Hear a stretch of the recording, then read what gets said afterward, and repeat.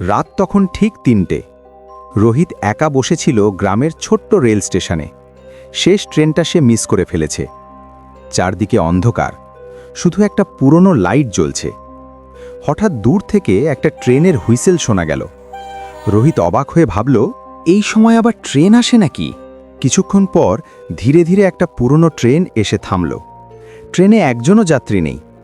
একজন কালো কোট পরা টিটি দরজায় দাঁড়িয়ে বলল, চলো, এই ট্রেন তোমাকে বাড়ি পৌঁছে দেবে। রোহিত একটু ভয় পেলেও ট্রেনে উঠে বসল। ট্রেন চলতে শুরু করল, কিন্তু কিছুক্ষণ পর রোহিত দেখল সব সিটে ছায়া ছায়া মানুষ বসে আছে। তাদের মুখ স্পষ্ট দেখা যায় না, শুধু ঠান্ডা চোখ তার দিকে তাকিয়ে আছে। ঠিক তখনই টিটি ধীরে রোহিতের কাছে এসে কানে কানে একটা কথা বলল। সেই কথাটা শুনে রোহিত ভয়ে চিৎকার করে উঠল। কিন্তু টিটি তাকে কি বলেছিল জানতে চাইলে কমেন্টে লিখো পার্ট 2। বন্ধুরা, এই ভিডিওটা কেমন লাগলো অবশ্যই কমেন্ট করে জানাও। ভিডিওটা ভালো লাগলে একটা লাইক দিও এবং চ্যানেলটা সাবস্ক্রাইব করে দিও, যাতে আমরা এরকম আরও মজার ভিডিও তোমাদের জন্য বানাতে পারি। আর নতুন নতুন ভিডিও দেখতে চাইলে বেল আইকনটাও অন করে রেখো। এই ভিডিওটি বানিয়েছেন পরিতোষ। ধন্যবাদ সবাইকে।